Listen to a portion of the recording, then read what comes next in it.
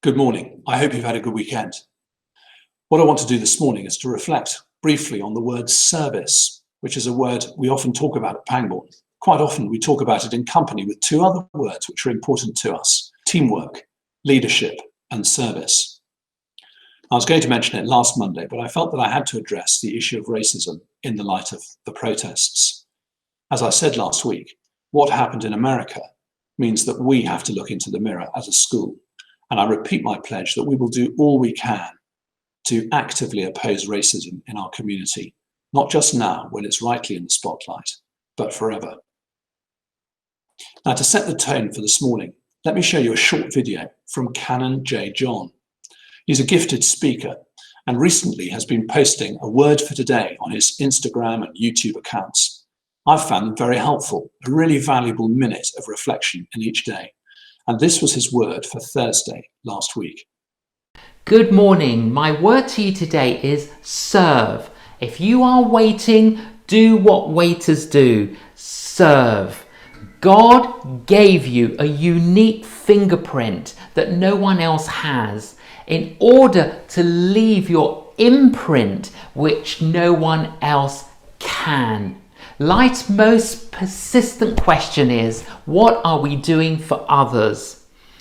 Be good and do good. Jesus said, the greatest among you must be a servant. Be the rainbow in someone's cloud today. And when we serve others, we're serving God. We're all familiar with the rainbow in the cloud picture, aren't we? The NHS rainbow has appeared in all sorts of places as people have sought to show their appreciation for the way in which the NHS workers and volunteers have served us all during the pandemic. Now, the word serve can have several different meanings, but the sense in which we use it at Pangbourne is, I think, the same as the sense in which Canon J John is using it. To serve means to do something or to do one's duty for others. Importantly, serving is something that everyone should do, especially the high and mighty, in fact, or those with leadership responsibilities. Now, serving others can be costly because it normally involves putting aside something else we would do or could do in order to focus on the needs of others. Think of those in caring roles, many of whom have sacrificed their own careers or plans or hobbies to give up their free time in order to look after a needy family member. Think of the millions of volunteers who give up their free time to make a difference to others through charitable work, or by organising events, or by cooking for cake sales, or just by lending a helping hand when it's needed. Here at Pangbourne, we've all benefited from the work of the PPA, the Parents Association, whose committee is very hard-working. And on Thursday last week, the lower sixth benefited from around 40 parents and old Pangbournians giving up their time to share their experience with them. This weekend has seen the 38th anniversary of the Falklands War, and normally we would have hosted around 700 family members of those who died and veterans as part of our service as a school to that community.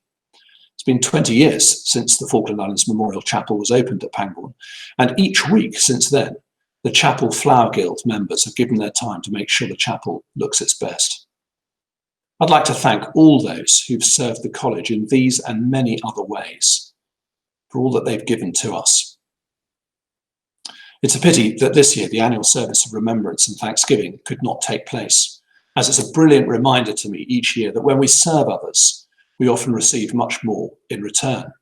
Every year I've been struck that whilst our guests have hugely appreciated the way our students have looked after them, the students themselves have been buzzing with satisfaction after the event is over. This is not the reason we do it. And indeed, there are many situations in which service is, as it sounds, hard work and not very glamorous. But in this time of lockdown, when we can all have a temptation to focus on our situation and our problems, serving others takes our eye off ourselves and can give us a better sense of perspective. Numerous studies have shown the positive link between serving others and good mental health. So this morning, let me ask you what Canon J John described as life's most persistent question. What are we doing for others? Instead of a prayer this morning, let me leave you with the anthem which the chamber choir recorded for yesterday's Falklands service, which was broadcast virtually.